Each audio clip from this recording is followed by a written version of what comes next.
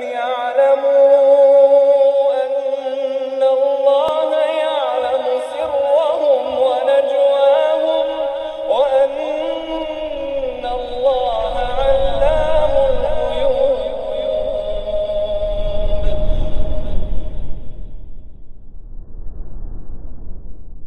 السلام عليكم ورحمة الله وبركاته. إن الحمد لله نحمده ونستعينه ونستغفره ونعوذ بالله من شرور أنفسنا وسيئات أعمالنا. من يهده الله فلا مضل له ومن يضلل فلا هادي له. أشهد أن لا إله إلا الله وحده لا شريك له وأشهد أن محمدا عبده ورسوله لا نبي بعده. اللهم علمنا ما جهلنا وانفعنا بما علمتنا وزدنا بكرمك علما ya rabbal alamin. Ikhwah sekalian, kita lanjutkan kajian adab dan kiat dalam menggapai ilmu. Di antara hal yang perlu kita perhatikan, nomor 3 di halaman 46 insyaallah taala. Dan juga mudah-mudahan untuk nomor 4 kita akan bahas juga insyaallah. Baik. Bersegera mendatangi majelis ilmu di awal waktu dan tidak terlambat. Jadi ada bersegera, yaitu ada isra', ada namanya musara'ah, dan ada yang namanya tasarru'. Ada 3 istilah. Isra', asra'a yusri'u isra'an, asri', cepatlah. Ada yang namanya musara'ah, sara'a yusari'u musara'atan.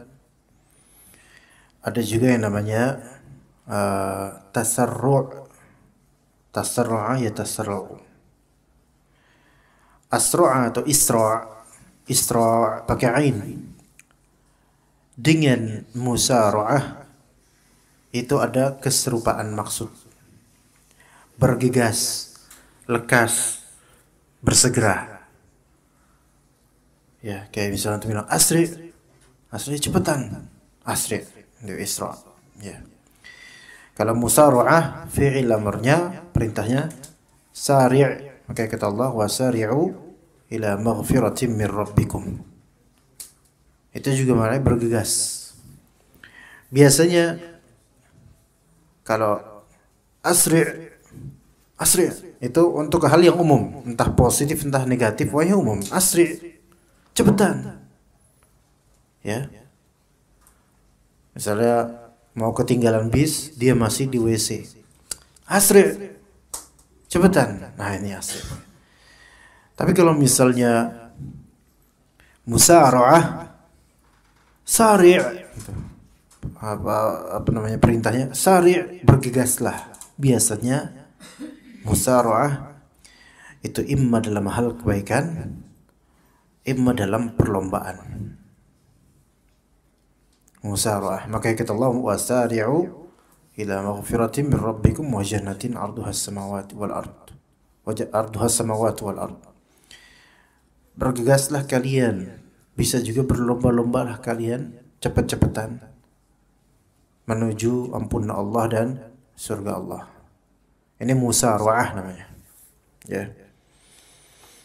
Nah, yang ketiga, apa tadi? Tasarru', tasarru'a yatasarra'u.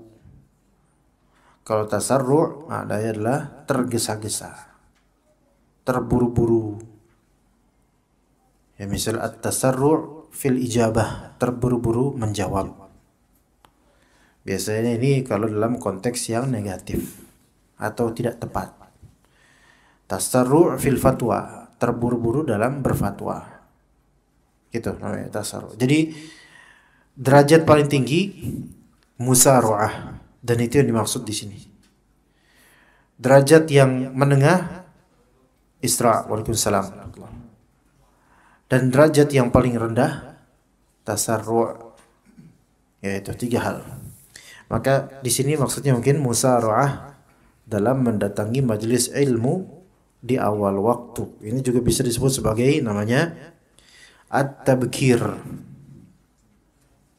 At-tabkir. At-tabkir itu melakukan sesuatu di awal. Iya, melakukan sesuatu di awal. Kalau dikatakan nam mubakkira, tidurlah di awal waktu, mubakkir, tabkir.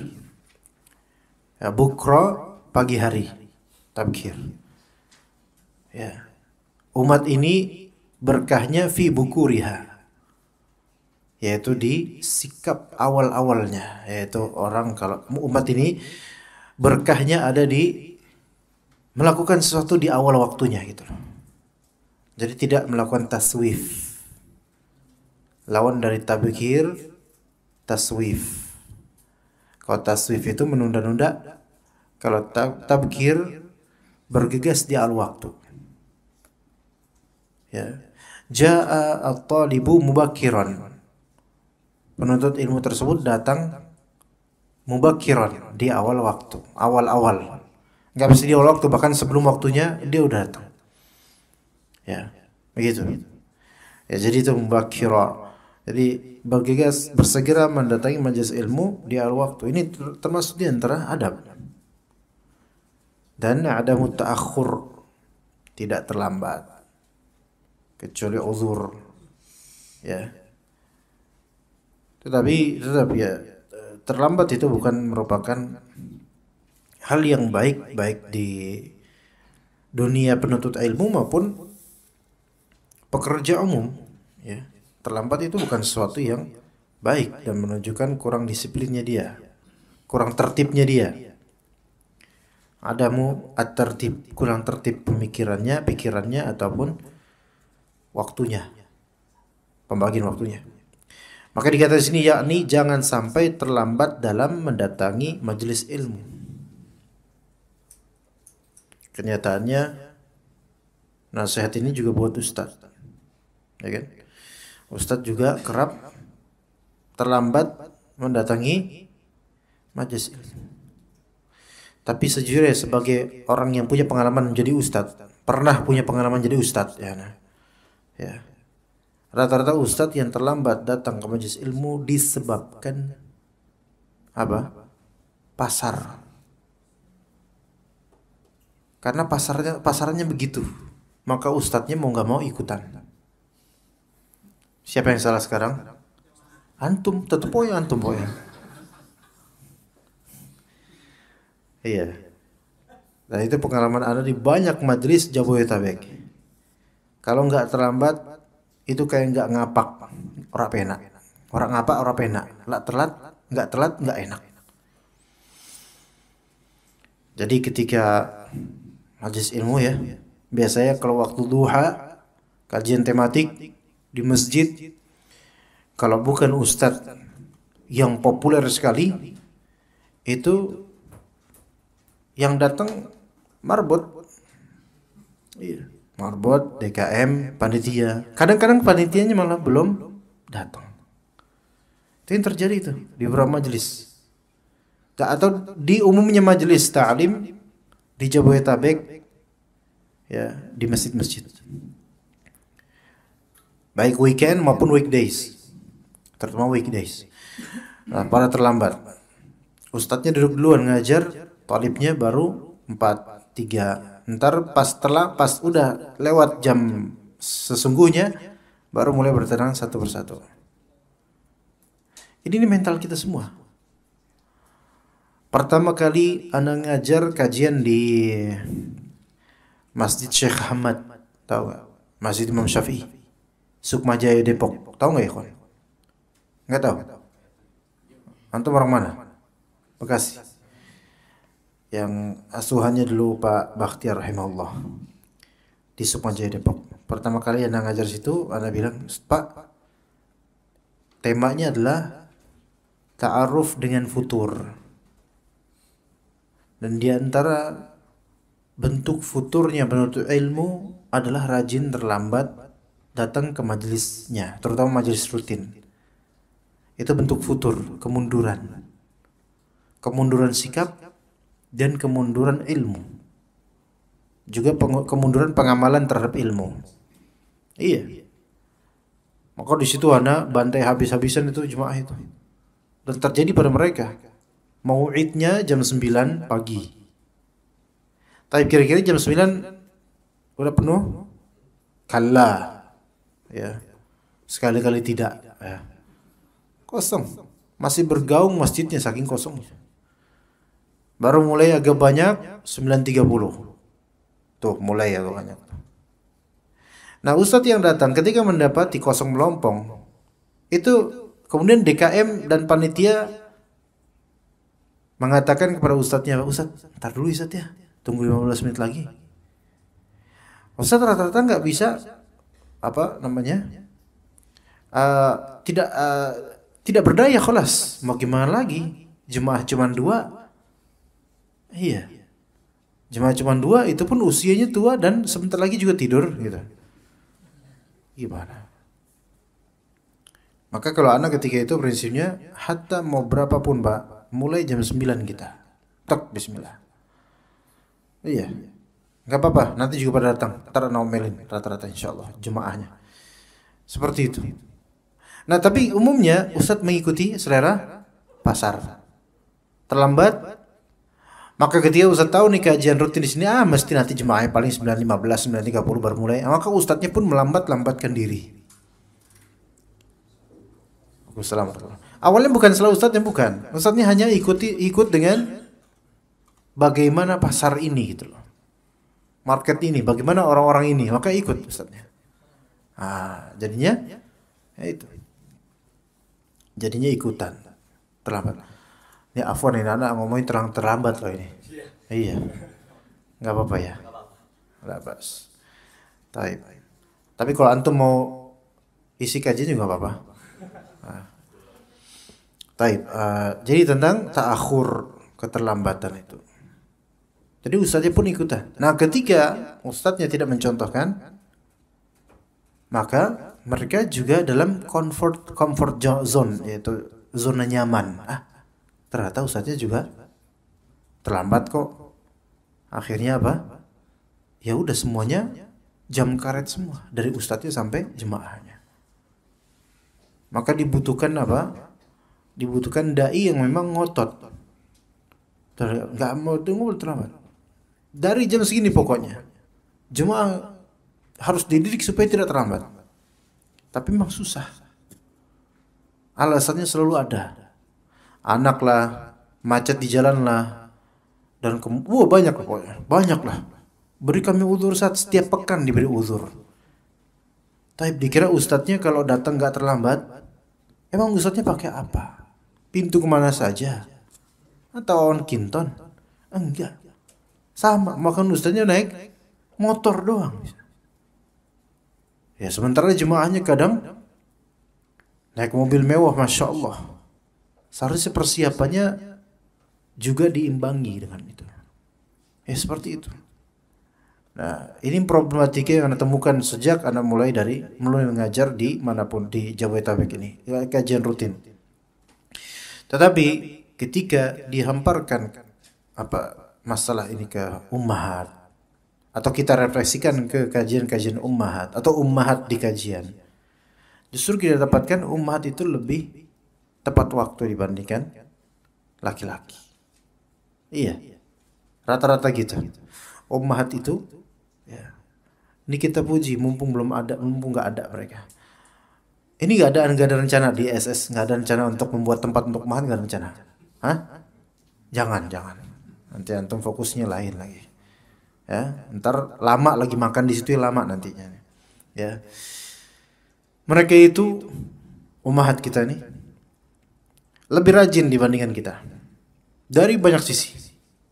Persiapan mereka aneh yakin lebih lama untuk ke majelis ilmu dibandingkan persiapan antum, ya enggak? Iyalah, tetek banyak. Ya, sampai peniti diurusin. Lah antum ngurusin peniti enggak pas mau kajian? Enggak. Secara segala pecicilan diurusin. Segala hal diurusin oleh ummahat kecuali yang paling penting. Iya. Yaitu ilmu itu sendiri. Nah, lihat ummahat kemudian datang kajian tepat waktu, masya Allah. Bawa catatan, bawa segaban catatannya. Rajin, ummahat tuh rajin nyatet, ikhwan. Antum cek aja pas lagi kajian, kalau berani, ya. Nyatet, rajin nyatet. Makin usia 40 ke atas makin rajin nyatetnya. Rapih. Bahkan kadang sengaja nyontek sama teman di sini nih, mencari tahu pelajaran yang tertinggal. Ketinggalan, dia ngeliat temennya tadi apa ya ya, dicatat ulang. Itu. Ummahat itu. Tapi giliran ditanya, nggak bisa jawab. Ummahat. Iya. Ummahat kayak gitu. Paling rajin, tapi ketika ditanya, nggak bisa jawab. Padahal ada di catatannya. Apa ya Ustaz ya? Aduh, bingung sendiri tuh. Gelagapan sendiri itu. Waduh, Ustaz nanya lagi nih. Bingung sendiri. Padahal itu baru dia catat. Kalau ikhwan, nyantai. Telat. Catatan nggak bawa. Udah nawaitu tidur dari awal. Insya Allah nanti tidur anda di majelis taklim insya Allah. Iya. Alasannya sibuk, begadang, capek. Karena ada alasan ada. Ya. Santai duduknya, nyender, selonjoran kakinya misalnya. Iya. Ikhwan, nyaman santai. Emang kayak gitu belajar menyamankan diri dengan belajar tuh lebih ngeresep. Iya. Nah kalau akhwat udah rajin masya Allah, ditanya nggak tahu, kalau ikhwan ditanya sama nggak tahu. Iya, iya. Pinternya kalau akhwat kan ditanya, waduh mana setia, bingung dia dengan catatan sendiri, bingung dia. Kalau ikhwan dijawab, ditanya nggak tahu jawabannya, maklum Ustaz kami nggak nyatet, itu alasannya ikhwan. Itu punya murid semua kayak gitu tuh nggak ada nyenenginnya kayak gitu ya. Iya. Nah, ala kulli hal, inilah kita, realita kita ya ikhwan. Terutama yang ikhwan ya. Dengan keterlambatannya. Taib. Kemudian dikatakan di sini yang utama lagi adalah lebih mendahulukan majelis ilmu yang telah diikuti secara rutin daripada kegiatan yang lainnya. Ini yang disebut dikenal zaman sekarang namanya durus atau dars. Durus. Ya, Anda sudah pernah menyebutkan bedanya antara dars dengan muhadharah.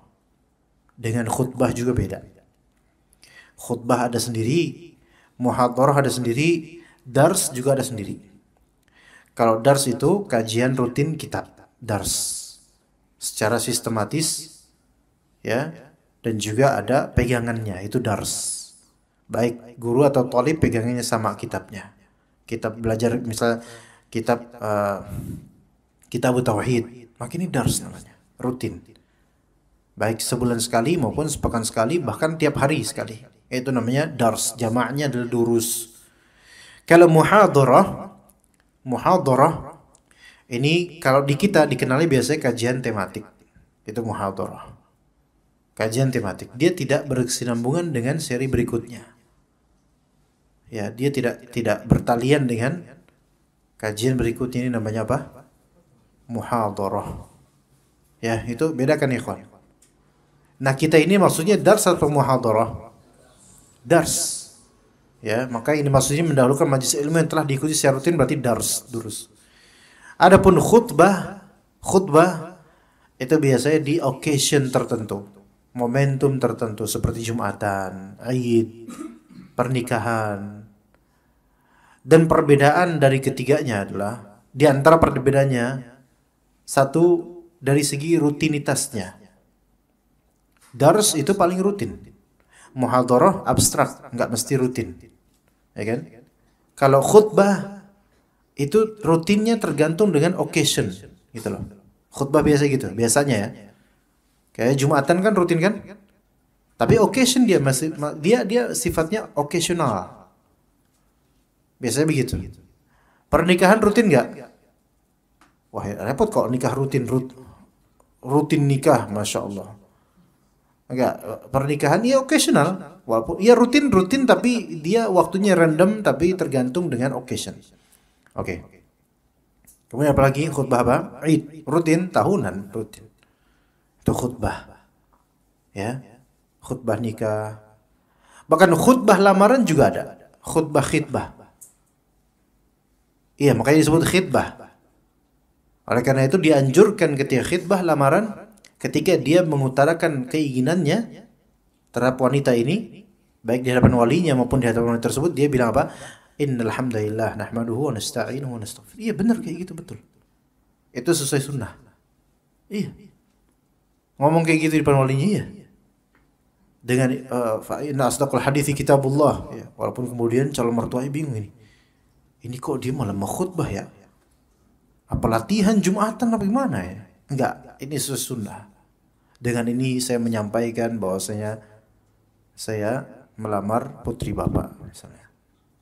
Ya seperti itu. Nah, ini juga occasion, oke? Dan ini bukan muhadharah. Jangan jadi muhadharah, ceramah jadinya ini. Kemudian bukan dars karena tidak runut, tidak rutin. Itu bedanya, ikhwan. Mana yang paling bermanfaat? Semuanya bermanfaat untuk pembentukan keilmuan. Tentu dars paling bermanfaat. Untuk penyegaran keilmuan, muhadharah paling bermanfaat. Penyegaran. Tapi untuk pemasyhuran ilmu, khutbah paling bermanfaat. Iya, untuk mempopulerkan ilmu, khutbah paling, karena khutbah itu audiensnya unlimited. Betul nggak? Coba khutbah Jumat. Yang datang khutbah Jumat itu nggak mesti yang semanhaj, seakidah, belum tentu kan? Iya. Kalau yang datang muhadharah, orang-orang yang memang pengen dengerin. Yang datang khutbah, kadang ada yang memang nggak mau dengerin, tapi mau gimana lagi, dah datang aja lah, kan gitu. Makanya yang untuk dari segi pemasyhuran ilmu dan amal, khutbah itu lebih apa namanya? Lebih signifikan. Yang menyimak khutbah nikah kira-kira kan ada pas nikah kan akad kan ada khutbahnya tuh. Baik sebelum akad atau setelah akad itu terserah, dibebaskan. Ada khutbahnya kan? Itu yang dengerin kira-kira orang salafi semua atau enggak? Enggak. Ya orang-orang keluarganya itu kan. Kadang ada yang hizbi, sururi dan seterusnya, itu enggak peduli dengan itu, yang penting pemasyhuran ilmu. Muhadharah itu yang kalangan yang ingin datang aja yang denger kan. Durus lebih mengerucut lagi, lebih khusus lagi kan, yang memang betul-betul minat ngaji rutin. Begitu. Ya. Jadi bisa paham di sini ya perbedaan ketiganya. Ya, metodologi penyampaian juga beda, ikhwan. Beda juga. Ya. Taib. Jadi kalau antum sudah punya majelis ilmu yang antum rutin ikut padanya, maka itu jadikan seolah-olah dia adalah, majelis ini adalah amanat dan beban antum yang harus dipandu dari awal oleh diri antum di dalam majelis dibandingkan kegiatan lainnya. Ya. Sehingga dapat memberikan kemantapan dalam hatinya bahwa kegiatan menghadiri majelis ilmu merupakan sebuah kegiatan yang asasi, yang pokok, bukan sebatas selingan.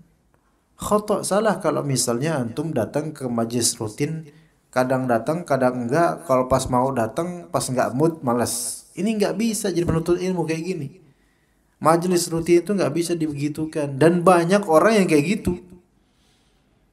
Ya, banyak orang kayak gitu. Ada kajian kitab tauhid di majelis fulan atau ada kajian syarah kitab tauhid atau kajian usul salasah. Ikutin pas lagi mood naik, nggak mood, nggak. Iya. Jadi kita ini mengkaji kitab di Jabodetabek ini masih perlu dikoreksi metodologi belajar ngaji kitabnya. Kalau di santri-santri ini Anda maklumi karena sebenarnya udah usaha panitia untuk menghadirkan kitab ya kan, tapi qadarullah tidak terbit lagi katanya. Oke. Pada asalnya kalau misalnya terbit ya banyak di pasaran ini kitab ini, Anda yakin semua antum megang kitab ini. Betul nggak? Iya. Anda yakinnya gitu. Husnudzonnya gitu. Walaupun wajah-wajah mendustakannya tapi husnudzonnya gitu. Ya. Ya. Tapi kalau antum melihat di majelis lain, alhamdulillah di majelis Pak Idrus di Pulau Gebang apa mana Pak? Itu dihadir karena kitabnya ada ya di pasaran, ada harian Muslim kalau salah. Itu jemaah yang tadinya nggak pernah terfikirkan untuk ngaji kitab, mereka akhirnya ngaji kitab. Dan itu namanya dars. Itu ngaji runut kayak gitu. Kalau sudah antum mantap dengan kajian itu, udah terus ikutin terus, jangan absen. Kecuali ada uzur. Dan bahkan di sini kata jangan terlambat. Jadikan itu kegiatan pokok, kegiatan asasi. Ya, jangan terlambat. Lah kalau misalnya kita hadir di kondangan fulan atau fulanah, terlambat aja kita nyesel. Ya, terlambat udah selesai, udah diberesin sama panitianya makanannya. Ya, terlambat nggak dapat makanan mewah misalnya.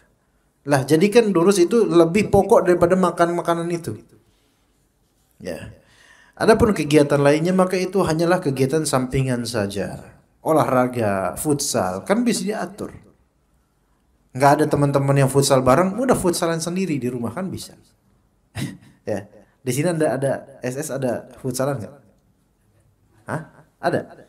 Masya Allah. Di mana futsalnya? Rutin atau rutin? Udah ngilang. Antum yang waktu itu duduk sini bukan? Iya. Yang kemarin pekan kemarin duduk sini antum ya? Kenapa pindah ke samping?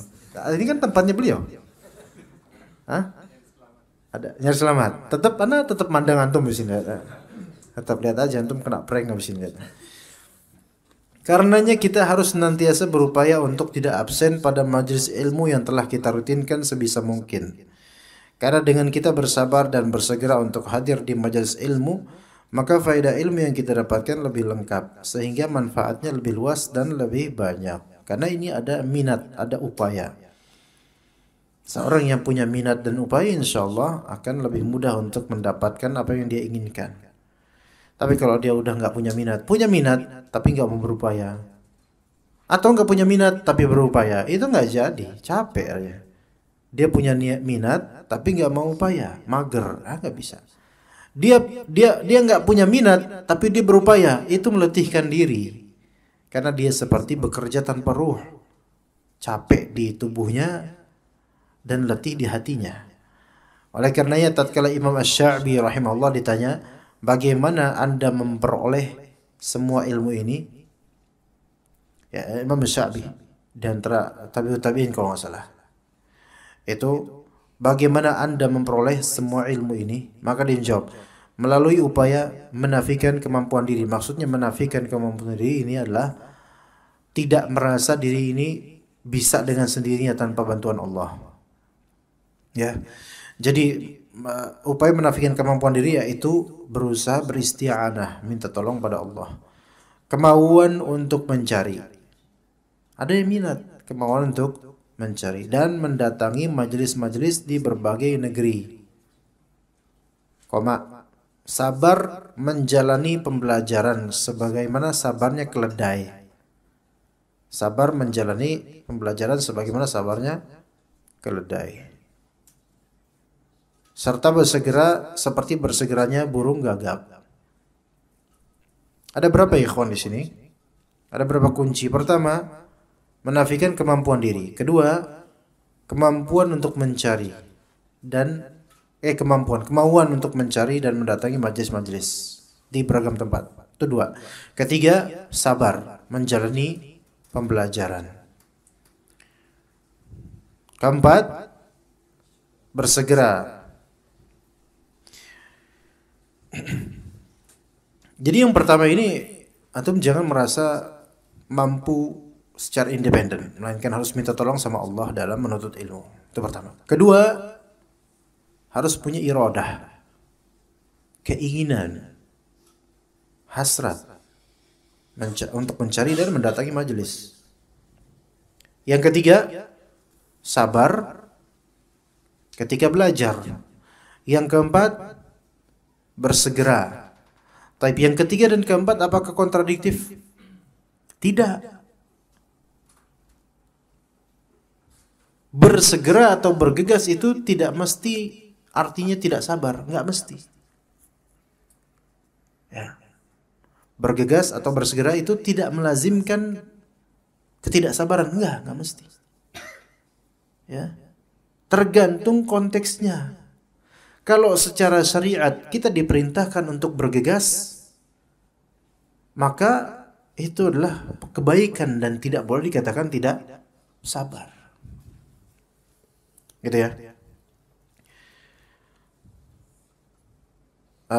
Contohnya ketika berkumandang azan, antum lagi aktivitas berkumandang azan, kemudian antum bergegas wudu dan bergegas menuju masjid.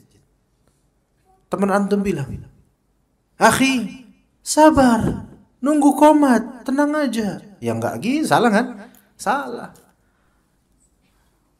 Bergegas di sini tidak menafikan kesabaran. Ini enggak ada kaitannya dengan sabar atau tidak sabar.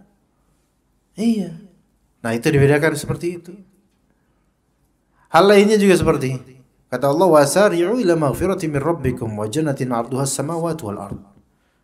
Bergegaslah kalian menuju ampunan Allah. Akhirnya ketika mendengar itu orang langsung istighfar. Astagfirullahaladzim, astagfirullah. Ya Allah, ampuni saya ya Allah. Bergegas menuju ampunan Allah. Antum bilang kemudian, akhi, sabar, istighfarnya ntar aja. Lah ini gimana? Gimana antum kok kayak gitu antum? Hah? Iya, enggak ada kaitannya. Ada seseorang ingin apa? Mempelajari ilmu usul fikih misalnya. Setiap dia mau kajian, datang kajian dia awal waktu. Taib. Ini namanya tidak sabar bukan? Enggak bisa dikatakan tidak sabar. Ini namanya musara'ah. Bergegas untuk kebaikan. Bagus. Fastabiqul khairat. Tapi kemudian dia bilang setelah sampai di masjid, dia bilang, saya tuh pengen menguasai ilmu ushul fikih dalam waktu sebulan. Nah, ini namanya apa? Tasarru'. Ini tasarru' tergesa-gesa dan menunjukkan ketidaksabaran. Nah, ini beda. Ya, bisa dipahami ya. Ya. Begitu. Nah, jadi ada sabar seperti sabarnya keledai. Anda nggak tahu keledai seberapa sabar ya. Bergegas seperti bergegasnya burung gagak. Bergegas beliau di sini maksudnya sabar seperti sabarnya keledai dalam tahammul. Sabarnya keledai dalam tahammul yaitu dalam tahammul apa? Membawa beban. Sesungguhnya seorang yang sedang menuntut ilmu, dia sedang membawa beban ilmu. Beban mencatat, beban memahami. Tapi dia harus sabar seperti keledai menahan beban sehingga sampai tujuan. Kemudian seperti burung gagak. Burung gagak ketika mengetahui adanya bangkai atau adanya mangsa, maka dia bergegas menujunya. Sebagaimana seorang penuntut ilmu mendapatkan adanya majelis ilmu yang bermanfaat dan sesuai sunnah, dia bergegas menujunya. Iya, seperti itu. Burung gagak ketika dia mendapatkan mangsa, melihat ada mangsa, apakah dia mikir hal-hal yang mungkin tidak penting baginya? Enggak, langsung bergegas menujunya. Seperti itu. Seperti itu. As-Sam'ani menyebutkan tadi Al-Far'ani. Dia berkata, kami belajar hadis dari Abdus Somad bin Al-Fadl. Dan tatkala pelajaran dimulai, pintu pun ditutup. Tutup pintu. Ya. Tiba-tiba ada seseorang yang mengetuk pintu dengan keras. Maka Abdus Somad berkata kepada salah seorang dari kami, ibaratnya saya Abdus Somad. Ya, sebenarnya bagus sih nama ini, tapi kok jadi UAS ya. Maka Abdus Somad berkata kepada salah seorang dari kami, nama antum siapa sih? Hah? Dafa. Dafa.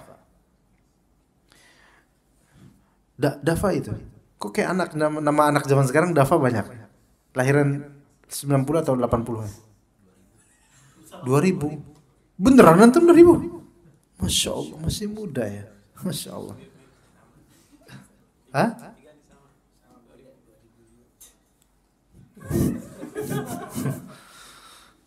Khurafat ini. Antum lahir tahun 2000. Apalagi bapak ngaku juga. Silakan Pak ngaku sekalian Pak. Sekalian Pak, sekalian. Nah. Cep, Abdul Somad berkata kepada murid-muridnya, "Qum, bangun, tuh lihat siapa yang datang." Kalau misalnya dia termasuk ashabur ra'i, yaitu orang yang fokusnya di fikih dan qiyas, karena fikih itu banyak qiyas, membutuhkan qiyas. Itu orang ini nggak punya kemampuan ilmu di bidang hadis, cuma di bidang fikih dan qiyas. Maka disebut ashabur ra'i. Kalau dia termasuk ashabur ra'i, maka bukakan pintu buat dia. Tapi kalau dia termasuk ashabul hadis, orang yang konsentrasi di ilmu hadis, maka jangan bukakan pintu buat dia dan suruh dia pulang. Gitu. Ya. Dan ini Syekh Abdul Somad ini bin Al-Fadl seorang ahli hadis. Seorang ahli hadis. Ya, ada yang gedor pintunya, dor gitu. Lihat siapa? Kalau dia ahli fikih, maka silakan masuk. Kalau dia ahli hadis, suruh pulang. Lalu ada yang bertanya, "Ya Syekh, bukankah kalau dia pelajar hadis berarti ya dia lebih utama untuk dibukakan pintu? Karena ashabul hadis lebih utama daripada ashabur ra'i. Karena ashabul hadis itu ashabul riwayah. Kalau ashabul ra'i ashabul dirayah. Riwayat itu lebih unggul dibandingkan sebatas paham tanpa adanya riwayat. Iya. Kalau ada orang ulama ahli hadis dan ulama fikih semata, cuman fikih mazhab doang, dia cuman faham fikih mazhab doang, dalil-dalil nggak begitu paham, maka ashabul hadis lebih unggul. Bukankah yang lebih layak untuk kita hargai untuk dibukakan pintunya dan masuk majelis? Maka Syekh Abdul Somad berkata, tidak. Tetapi ashabur ra'ilah yang lebih utama untuk dibukakan pintu ini. Karena menghadiri majelis hadis di kajian kita ini merupakan kegiatan keseharian ashabul hadis. Maka mengapa dia bisa terlambat? Padahal dia tahu ini kajian dia. Paham nggak?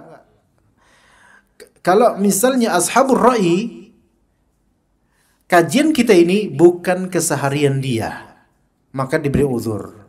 Oke, gimana Pak Idrus? Ibaratnya Pak Idrus ini udah Masya Allah di sini dan ikut kajian ini udah betul-betul iltizam dengan kajian ini. Ya. Dan ketidakhadiran beliau adalah tanda tanya gitu loh. Saking apa? Melekatnya dengan kajian ini. Maka misalnya Anda bilang, "Pak Idrus datang. Jangan diterima, suruh pulang." Loh kenapa? Kan beliau tahu ini majelis beliau. Kenapa beliau telat? Gitu loh. Ya. Kenapa beliau telat? Dan kenapa nggak ngabarin kalau mau telat gitu? Saking merasa bahwa Syekh ini merasa apa? Ini milik antum. Kenapa antum tidak begitu peduli dan telatan untuk menggapai yang antum miliki? Nah, mungkin sebagian dari sini ikhwan ada yang memang nggak lazim di kajian ini, maksudnya tidak melekat dengan kajian ini. Dapat flyer kajian di sini misalnya. Sekali ini aja. Oh. Akhirnya dia datang dan terlambat. Ini wajar, kenapa? Karena kajian ini pada asli bukan milik antum dan antum nggak merasa memiliki kajian ini. Antum baru datang sekali-kali. Makanya seperti ini diberi uzur. Silakan, fadl. Datang aja. Gimana? Faham nggak ikhwan di sini? Anda pun punya guru seperti ini ikhwan di Libya. Ustaz Sami. Beliau Habib juga beliau. Keturunan Nabi. Keturunan keluarga Nabi SAW. Ya, tapi beliau yang ke sunnah, ya, bukan yang ke situ. Ya. Setiap beliau masuk kelas, maka beliau adalah orang yang terakhir menutup pintu. Dan tidak boleh ada yang membuka pintu selain beliau untuk keluar lagi nanti. Gimana? Faham gak maksud Anda? Gak boleh ada yang masuk setelah beliau masuk. Dan pintu langsung dikunci di Libya itu. Itu dari awal beliau ngajarin Anda sampai berapa tahun kemudian. Seperti itu sikapnya. Seperti itu. Memang kaku kerasa, tapi akhirnya apa? Teman-teman juga, wah, Sami jangan sampai kita keluar, jangan sampai kita masuk, jangan sampai beliau masuk duluan. Makanya pada nunggu di kelas. Itu trik beliau supaya para santri, para mahasiswa sudah menunggu gurunya, bukan gurunya menunggu muridnya. Gitu. Mungkin bisa santri kita lakukan seperti itu. Hah? Bisa? Hah? Iya. Iya, ditutupin juga. Truk, truk. Gak boleh masuk setelah ini. Iya. Taunya di luar ada makanan. Ya. Padahal terlambat semua besok-besok itu. Alhamdulillah saat dapat hidayah kita, akhirnya dapat makanan di luar. Makan. Itu susahnya di sini kayak gitu. Makanya kita nggak pakai sistem seperti ini ya, karena baik Anda atau antum ya pengen juga gitu kan, semuanya pengen. Ya kalau di zaman salaf nggak ada seperti itu, ikhwan. Ya. Jadi seperti itu di Libya sendiri ada ustadz yang seperti itu, nggak boleh ada masuk setelah saya masuk. Disiplin. Beneran emang nggak ada. Bahkan orang-orang di idarah tuh apa bahasanya, pegawai sekolah itu sivitasnya lah, apa namanya, apa Indonesianya sivitas, enggak ya, TU dan semisalnya lah, staff bukan tolib, bukan staff, dan pengen mengumumkan sesuatu buat kelas kita. Udah beliau ngajar, ada yang ngetok, tok tok. Itu kalau ada yang ngetok itu bagi kita tuh, wah, bahlul tuh anak. Itu seperti menggarami air laut, ya. Sia-sia, nggak bakal dibukain. Kita udah mikir gitu. Terus saja ada yang ngetok lagi, tok tok tok. Ini berani banget nih anak. Kita mikir gitu kan, udah gagal fokus udah kita. Syekh Sami, Ustadz Sami juga udah mulai gimana nih, siapa sih nih? Ya. Lagi ngetok ya, tok gitu. Ini berani banget ini tolib ini. Ya, terus gitu. Padahal kan izinkan 3 kali ya. Tapi ada kulihal sepertinya nggak tahu siapa ini. Akhirnya dibuka sama Syekh. Dibuka sama Ustaz Sami. Udah mau marah tuh. Taunya atasannya. Iya. Atasnya udah mukanya udah agak merah gitu. Kita, berantem nih kayaknya, berantem. Ya akhirnya cair, kemudian kan nggak mungkin kita ngeliat mereka berantem. Akhirnya cair, kemudian dengan muka agak merah padam didingin-dinginin, langsung dia mengumumkan itu, mukanya itu udah kayak bakso 3 hari itu, udah asem banget kayaknya itu. Ya, dia ada pengumuman lah untuk kelas kita gitu, pengumuman dari idarah gitu. Nah di situ terus kita ketawa kecil sebenarnya, mensyukurin guru kita sendiri. Masuk lagian sih ditutup-tutupin gitu, nanti kayak gitu. Ya. Tapi dengan itu ada pendidikan, yaitu apa? Pada datang tepat waktu akhirnya, nggak mau datang setelah ustadznya. Dan dulu anak juga menerapkan itu awal-awal dakwah tahun 2014, 2013, 2014, 2015. Iya. Yang terlambat disetap.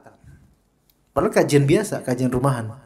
Waktu Anda di Bata, waktu itu ada beberapa teman-teman dari STIS daerah Cawang, STIS Sekolah Tinggi Ilmu Statistik. Itu banyak teman-teman Salafi di situ, banyak waktu itu. Sekarang udah nggak ada. Kajian sunnah di situ banyak, masjidnya dulu banyak. Sekarang nggak tahu. Kan itu kan satu ini sama Masjid Al-Fatah. Nah kemudian datang ke rumah Kiri Bata, ngaji, ikhwan STIS itu, dan anak bina kemudian supaya pada tepat waktu, bukan tepat waktunya datang. Kalau datang terlambat, jamnya telat berapa menit aja, diri sampai satu majelis selesai, 30 menit, 40 menit, sampai satu kitab selesai kita kaji, diri. Karena ini anak muda ya, kok udah tua nggak berani ya, takutnya kualat nanti didoain repot anak. Nah, jadi yang mudah-mudahan. Begitu juga waktu di Cilangkap, anak terapkan seperti itu. Qadarullah pas di Cilangkap makin lama makin menyusut orangnya, nggak kuat, mereka nggak tahan akhirnya. Makin sedikit, makin nggak ada yang diri karena nggak ada yang hadir habis itu. Ya seperti itu. Tapi itu mendidik mereka, makanya sampai sekarang ikhwan-ikhwan yang STS itu yang sekarang udah, kan itu kan PNS ya. Didinaskan Kalimantan, Bali gitu, mereka semua bilang jazakallah khair Ustadz, dulu udah ngehukum kami sekarang ngerti hal-hal seperti ini, jadinya bermanfaat. Ya seperti itu. Bisa jadi guru-guru yang killer itu malah justru membekas untuk kedepannya. Yang tegas, killer, mungkin kelihatannya dia nggak sayang sama kita karena kita nggak ngerasa jadi guru. Tapi kemudian selang berikutnya kita sadarin, oh ini berarti dia yang paling sayang sama kita. Orang tua yang mungkin ngomel terus, nasihatin terus, dikira killer, dikira nggak sayang, padahal pas kita udah menjadi orang tua, ingat, benar tuh orang tua saya. Gitu. Kalau anak saya nggak sama antum, hah? Antum ngerasain gimana? 2000, hah? Ngerasain anak saya nggak sama antum? Kata siapa? Perasaan antum aja itu. Tapi ini ada kayak dengar azan atau gimana ya kawan? Baik, kita azan dulu sebentar, nanti akan tambahin sebentar insyaallah. Fadal. Baik, sudah kita lanjutkan insyaallah. Dikatakan di sini, jika seseorang telah membiasakan dirinya untuk tidak terlambat hadir di suatu majelis, maka dia beruntung karena mendapatkan ganjaran akhirat berupa doa malaikat untuknya serta turunnya ketenangan kepadanya. Selain itu pula dia akan lebih dekat dengan sang guru sehingga dia dapat maksimal dalam mengambil manfaat dari sang guru. Al-Iraqi menyebutkan tentang faktor-faktor tarjih dalam hadis. Al-Iraqi ini salah satu ulama ahli hadis abad ke-9 atau ke-8 Hijriah. Ya, di zaman Ibnu Hajar dan semisalnya. Sebenarnya kalau kita lihat ya, kenapa di sini kok beliau sering menyebutkan ahli hadis? Karena memang contoh yang terbaik dari ulama dalam masalah kesungguhan menuntut ilmu itu ahli hadis. Iya. Contoh terbaik dalam masalah akidah ahli hadis. Contoh terbaik dalam masalah kesungguhan menuntut ilmu ahli hadis. Iya. Dibandingkan dengan ahli fikih yang tidak ada keinginan untuk menuntut ilmu hadis. Maka Ahlus Sunnah wal Jamaah dimutlakkan juga pada masanya disebut ashabul hadis. Aqidatu ashabil hadis karya As-Sabuni. Ashabil hadis Ahlus Sunnah wal Jamaah. Ya. Dan kalau antum melihat kitab-kitab motivasi menuntut ilmu dan perjalanan ulama zaman dahulu, antum akan temukan rata-rata yang dihikayatkan itu ahli hadis. Karena kesungguhan mereka itu melampaui kesungguhan ulama di bidang selain hadis. Beneran. Ya, sampai mereka rela berjalan ratusan kilometer untuk mendapatkan satu hadis saja. Ya, adapun kalau ilmu lainnya, bidang ilmu lainnya tidak sesungguh itu, tidak, pengorbannya, effortnya tidak seperti itu. Makanya Syekh bin Baz dihikayatkan oleh Syekh Badr bin Nasir Al-Badr, salah satu ulama yang pengajar di Masjid Nabawi. Beliau menceritakan tentang gurunya itu Syekh bin Baz. Syekh bin Baz itu dalam darsnya, dalam dars kayak gini, ketika beliau dihadapkan nama-nama sahabat dan nama-nama ashabul hadis dari kalangan tabi'in, tabi'in, itu beliau sering kali apa?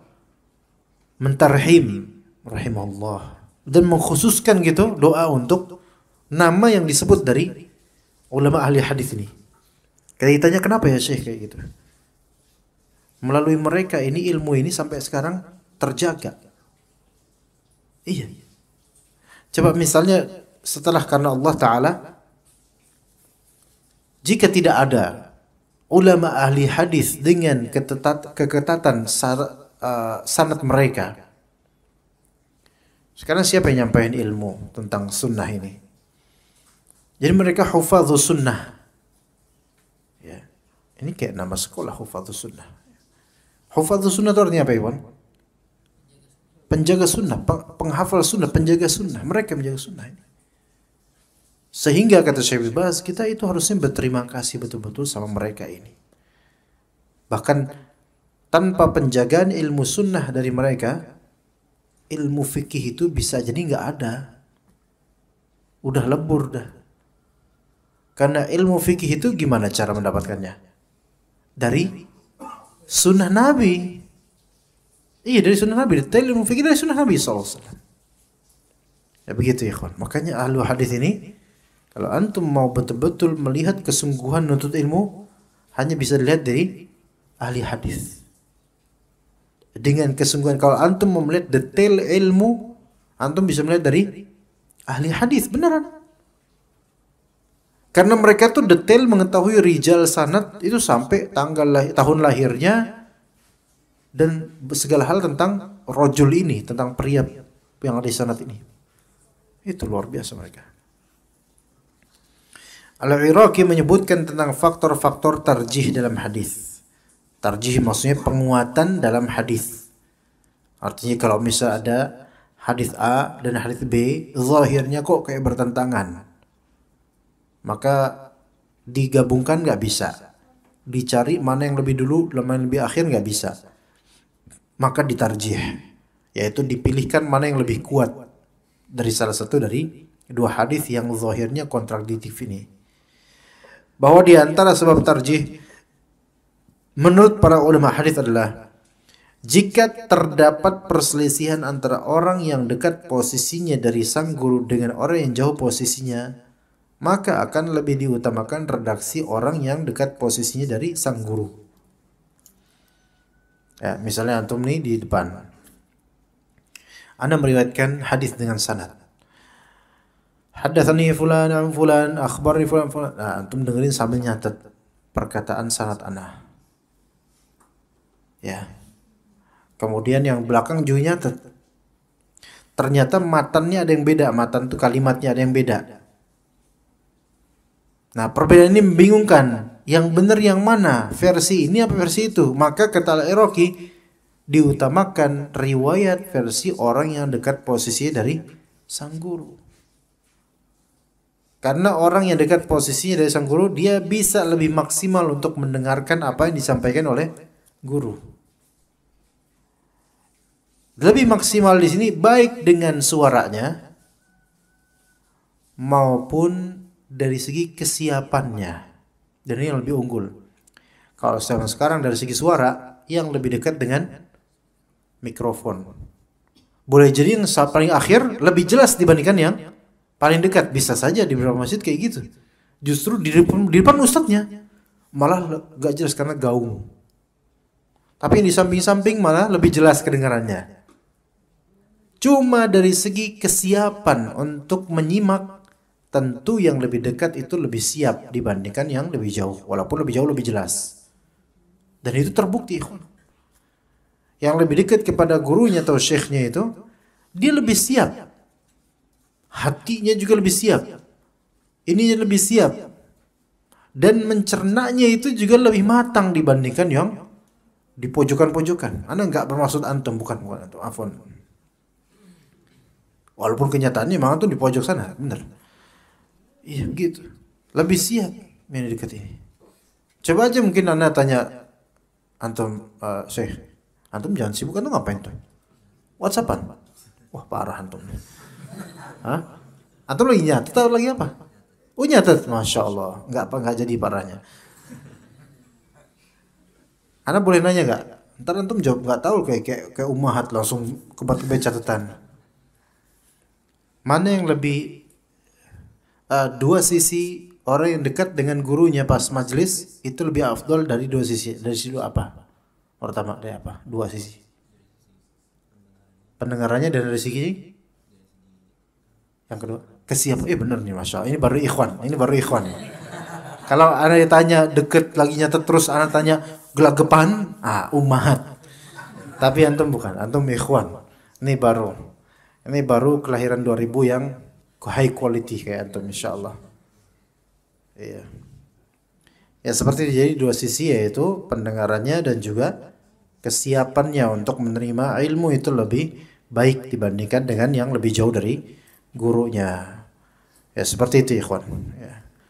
Kita cukup aja sampai sini insyaallah. Untuk menceritakan pelajaran yang tertinggal kita tinggalkan untuk pekan depan insyaallah. Pekan depan qadarullah sepertinya kita ada daurah di Majalengka insyaallah. Jadi pekan depan itu ada daurah mengkhatamkan kitab Iqtida'ul Ilm Al-Amal namanya. Iqtida'ul Ilm Al-Amal.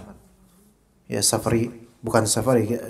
Ana dan tim dan juga beberapa ikhwan di Keranggan kita ngadakan daurah sekitar 20 orang untuk menghatamkan kitab. Ya. Nanti insya Allah pada pekan depan Senin, Selasa, Rabu. Insya Allah di internet juga ada, insya Allah diliput juga sama teman-teman. Ya. Jadi pekan depan sepertinya kita nggak bisa berjumpa. Begitu. Nggak apa-apa kan? Hah? Antum nggak sedih? Senang? Antum sedih nggak? Nggak sedih? Biasa aja.